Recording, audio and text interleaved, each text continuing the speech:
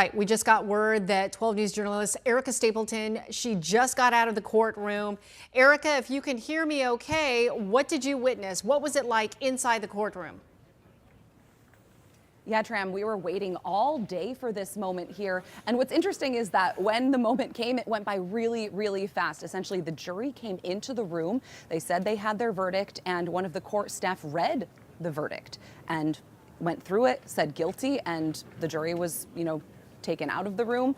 They said they needed to discuss. We thought there might be an aggravating phase following this, but ultimately Lori Vallow Daybell stipulated to the aggravating factors, and she said that was it. She said she wanted to wait to talk about sentencing until after her next murder conspiracy case here in Arizona. So that's really what happened in the past 10-15 minutes here. And I will say we did just see the jury walk out of the courtroom. I understand some of our staff, some of our team are going to try to talk to them because it would really be great to get into the mind of the jury. I'm curious to know what they were thinking, what ultimately led up to that verdict. And I'm going to be turning around for a moment here too, because we're on the watch for any family members of Charles Vallow. As we know, Lori Vallow Daybell was just convicted for conspiring to kill him. That would be her former husband.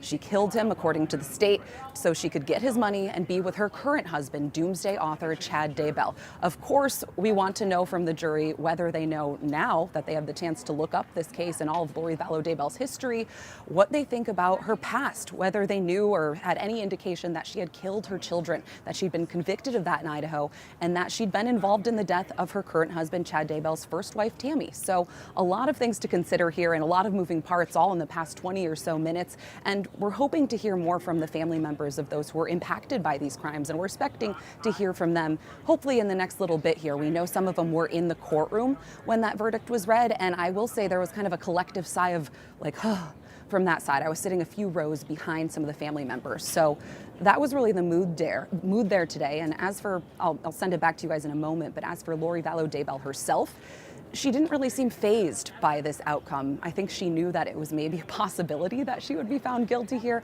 The state did lay out a lot of evidence, and she, of course, didn't present a case. She didn't have to, but she represented herself, and it'll be curious to see if she maybe changes that approach as we head into her next trial coming up here. And guys, I'll say too, I may have some issues hearing you. So if you can't give me, if I know you might want to ask some questions, I'm happy to try and talk to you more, but I just want to flag that a lot of moving parts here. So please, it sounds like I can maybe hear something now. So if you do have any questions, please, I'm all ears. Yeah, Erica, if you can hear me, nod your head, but I know, your head is on a swivel right now, trying to see if you could talk to any jurors or any family members nearby. When you talk about the family members being in court, do you know who they were? I mean, in relation to Vallow Daybell?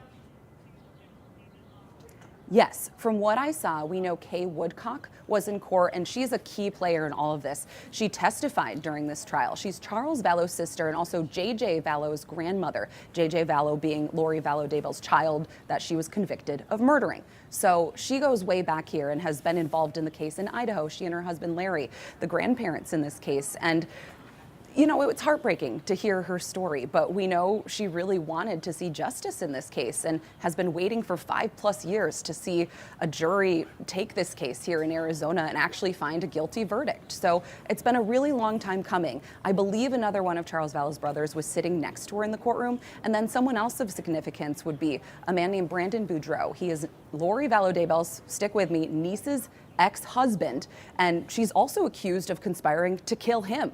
He, of course, is very much alive. There was a shooting attempt on him back in October 2019. That would be Lori's brother, Alex Cox, accused to be the trigger man there.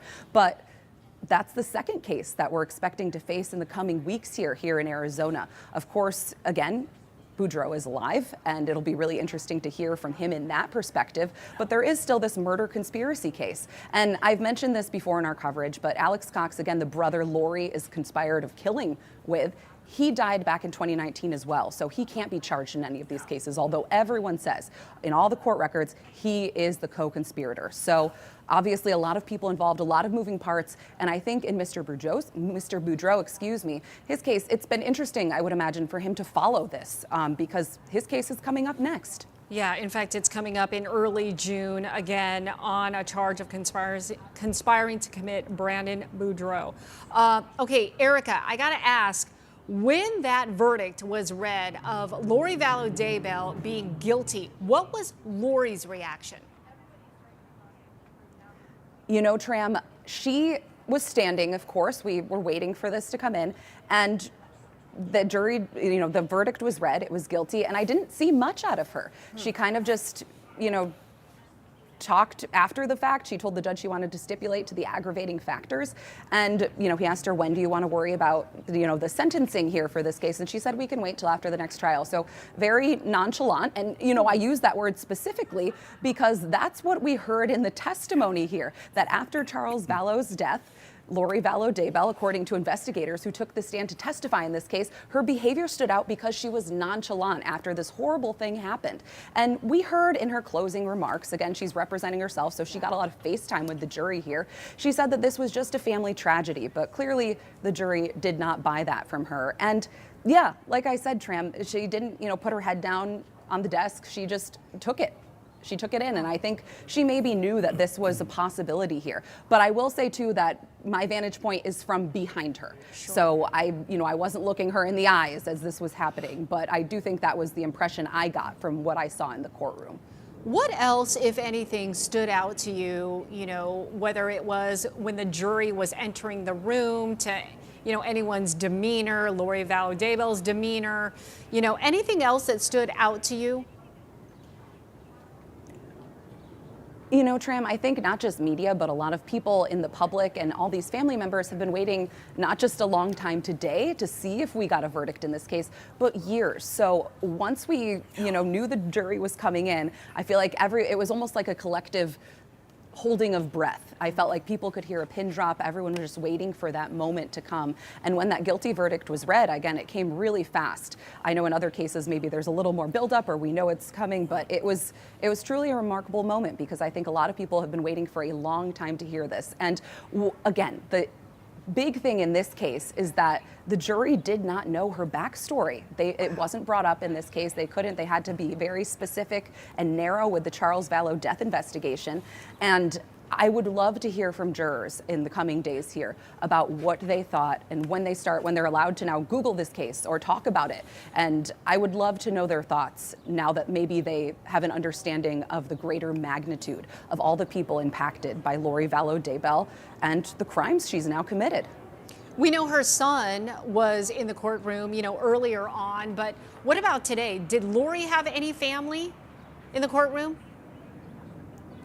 Not that I saw, Tram. And, that doesn't mean they weren't watching or paying attention to this. We know that this is being broadcast on a bit of a delay, but broadcast nonetheless. And of course, there's a lot of tension on this matter. We did see her son come into the courtroom on various occasions listening to testimony. We know it's hard for him to do that. I mentioned before that he lost his siblings in this whole ordeal. He lost his father figure in this whole ordeal. And in a way, he lost his mother because she is, she's serving life in prison in Idaho, regardless of the outcome of these cases here in Arizona. So it's a huge ripple effect to all the crimes here in this case. And, I want to point out, too, something we maybe haven't touched on yet, is that a lot of this is really bizarre. There are dark religious beliefs at the core of all of this. We know that Lori Vallow Daybell referred to her husband as a zombie, someone who was possessed. So these were really extreme details that the jury had to work with here. And ultimately, I don't think anyone is surprised by this verdict. Okay, Erica, hang tight because